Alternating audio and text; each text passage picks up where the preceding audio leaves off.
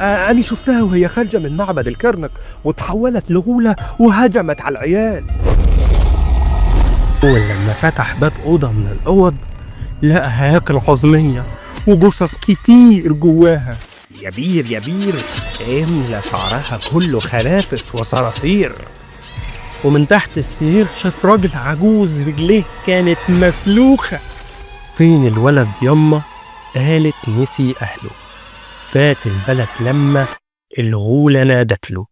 حتى بدي نسو أمون رع صخمت نبت يت.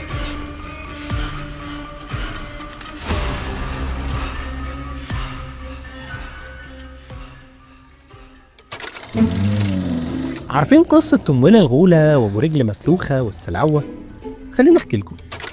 دخل حمادة في يوم يتسحب عشان ينام من غير ما يشرب اللبن. كان فاكر انه قدر يهرب من ماما، بس على مين؟ قررت ماما انها تدخل وراه بكوباية اللبن وتديله درس عمره في حياته ما هينساه ابدا. ها يا حمادة يا حبيبي، تحب تسمع حدوتة قبل ما تنام؟ طبعا يا ماما احب اسمع. تمام، يلا بينا. بدأت الأم في الحكاية. في يوم من الأيام نزل الشاطر حمادة من ورا ماما وبابا عشان يلعب في الشارع مع العيال الشوارعية أصحابه بالكورة، وعلشان ماما ما تقفشوش راح لعب في الشارع اللي وراهم يا حمادة. ها؟ الشارع اللي وراهم.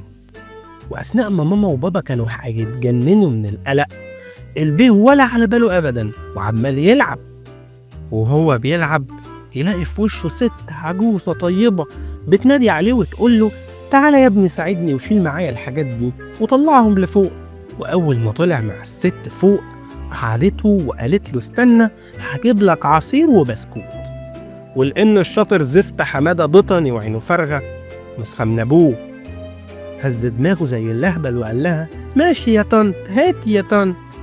نسي ماما قالت له نعمل ايه لما نكون عند حد، وإننا لازم نستنى ونستأذن من ماما الأول قبل ما نطفح أي حاجة. ولما الست دخلت تعمل له العصير، وعلشان حمادة قليل الأدب ومش متربي قعد يفتح في كل أبواب الأوض يفتش فيها. وأول لما فتح باب أوضة من الأوض لقى هياكل عظمية وجثث كتير جواها. اترعب حمادة وفضل يجري علشان يلاقوا في وشه الست العجوزة ماسكة العصير والبسكوت. وأول ما عرفت إنه فتح الأوضة اتحولت الست العجوزة لأمنا الغولة. نزل حمادة من عندها وفضل يجري عشان يروح البيت وينام على سريره. ولأن بابا وماما كانوا في الشارع فتح الباب بالمفتاح اللي كان تحت الدواسة، نسي المفتاح في الباب من بره للمرة 20 ودخل البيت وقفل الباب وراه.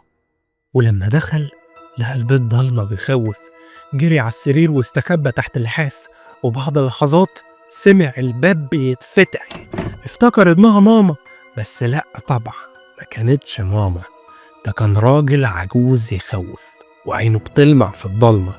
جري حمادة واستخبى تحت السرير، ومن تحت السرير شاف راجل عجوز رجليه كانت مسلوخة. ايه ده ابو رجل مسلوخة شخصيا. خلاص يا ماما انا اسف مش عايز اكمل القصة دي، انا بنام اهو. لا ايه رأيك بقى هنكمل القصة لحد الآن. طبعا ابو رجل مسلوخة ما شافش حمادة لانه كان تحت السرير، فطلع من الأوضة وفضل يفتش في المطبخ. طلع حمادة جري فتح باب البيت وجري على الشارع عشان يدور على بابا وماما تحت البيت.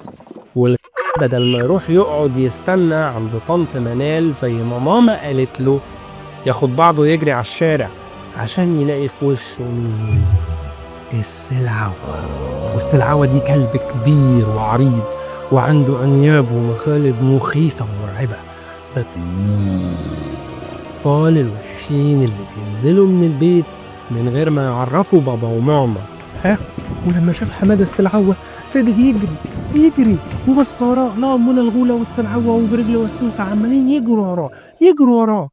وطبعا حمادة لأنه ما كانش بيشرب الزفت اللبن ما قدرش يجري منهم واتلموا عليه كلهم. ايه رأيك بقى؟ ودلوقتي تتفضل تغسل رجلك واسنانك وتيجي تشرب اللبن وتنام وما اسمعش حسك للصبح. انا عندي مواعين وهم ما يتلم. انت فاهم؟ طبعا مش عايز اقول لكم اننا كلنا عارفين مين هو حمادة صاحب القصة، بس هم مين السلعوة ورجل مسلوخة ومن الغولة دول؟ ده اللي هنحاول نتعرف عليه النهارده. بس في البداية ما تنساش تعمل شير ولايك وسبسكرايب وتدعي لحمادة. أنا أدهم رجب، وورقة النهارده هتكون عن رعب الأطفال. بداية الأسطورة. تفتكروا ليه سموها أمنا الغولة؟ اصلا ازاي في حدوته اسمها امنا الغوله؟ امنا ايه يعني؟ يعني ايه الام؟ ينبوع الحنان. انا بكلم مين اصلا؟ ما هو المسخ ده اكيد نتيجه الحواديت الغريبه دي. الأم هي رمز الحنان والعطاء المطلق بلا مقابل أوان، واللي لازم ناخد بالنا إنه لو ما سمعناش كلامها هتمشي وتيجي مكانها أم تانية، أم أكتر شر وأكتر رعب، وهي أمنا الغولة.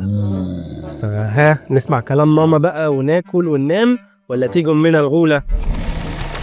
وأول قصة في التراث الشعبي هي قصة ست الحسن والجمال وأمنا الغولة.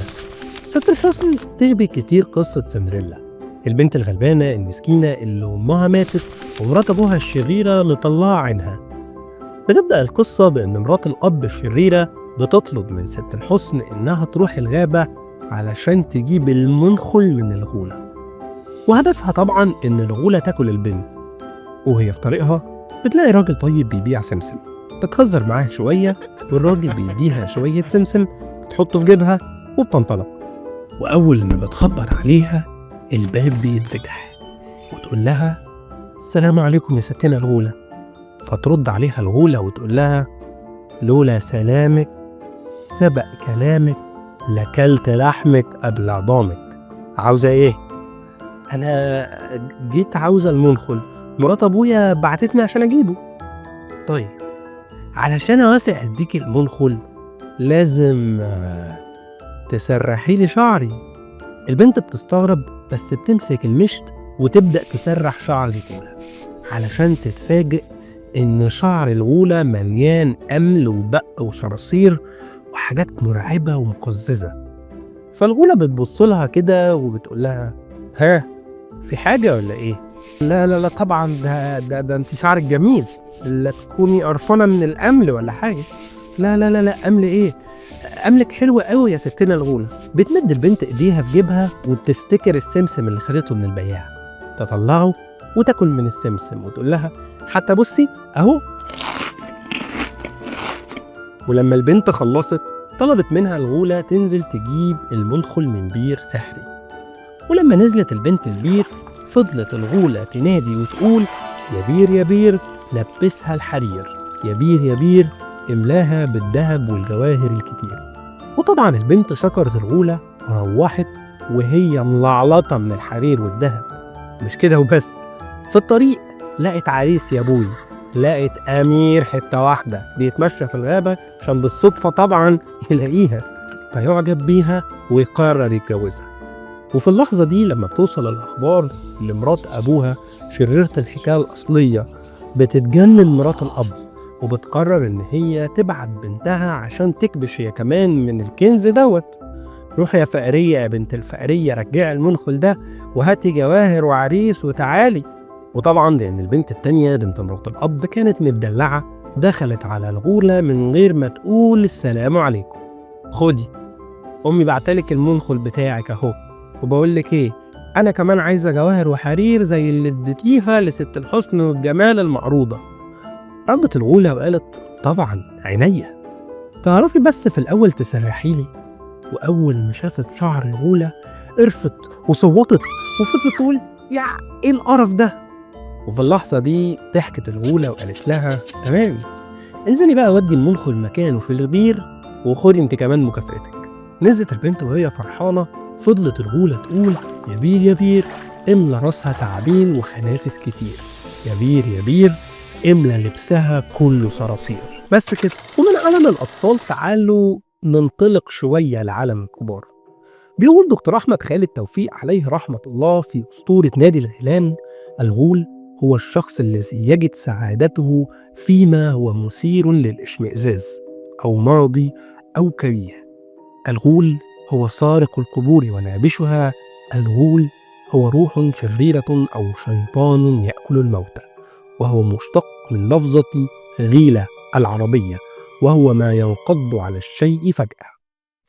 الغول في الثقافة العربية بيمثل الرعب والخوف والقلق. كانوا بيقولوا إنه بيظهر للمسافرين المنفردين في الصحراء، بيهاجمهم وبياكلهم. اتقال عنه إنه فصيل من فصائل الجن، واتقال برضو إنه حيوان متوحش على شكل بشر. في ناس قالوا إن هم شافوه، زي الشاعر الجاهلي تأبط شرا اللي حلف إنه قاتل غولة بنفسه. وكتير من الرجالة والرواه كانوا بيصفوا ست جميلة بتظهر في نص الصحراء تدعوهم ليها، وبعدين تتحول لوحش وياكلهم. بس ايه ده؟ انا بتهيألي سمعت الموضوع ده فين قبل كده. بالظبط، النداهة في التراث المصري هي فتاة جميلة بتنده على الشباب وتغويهم إلى المسطحات المائية زي الترع والمصاري، وتفضل تنادي عليهم لحد ما يتسحروا من جمال صوتها ويقرروا إنهم ينزلوا للمية بمحض إرادتهم. في اللحظة دي بتتحول من شكلها الجميل إلى شكل غولة مرعبة بتغرقهم في المية وبتاكلهم، عشان يصحى تاني يوم أهل البلد ينوحوا ويقولوا: فين الولد يما؟ قالت نسي أهله. فات البلد لما الغولة نادت له: فين الولد يا ولاد؟ قالوا الولد مسحور، سافر بلاد وبلاد، وادي السنين بتدور. أسطورة أمنا الغولة فضلت عايشة في أذهان الناس يمكن لحد يومنا ده، وبدأوا يفسروا بيها أي حدث أو جريمة كان من الصعب عليهم إنهم يلاقوا لها حل. ومن الأفكار الغريبة اللي حصلت هي فكرة ربط أمنا الغولة بالإلهة سخمت. خلينا أحكي لك.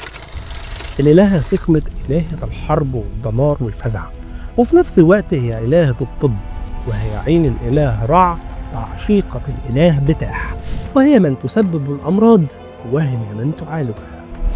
الحكاية بدأت قديما منذ عشرات السنين لما اكتشف العالم الأثري الفرنسي جورج ليجران واحدة من أكبر خبايا مصر كلها، وهي خبيئة الكرنك.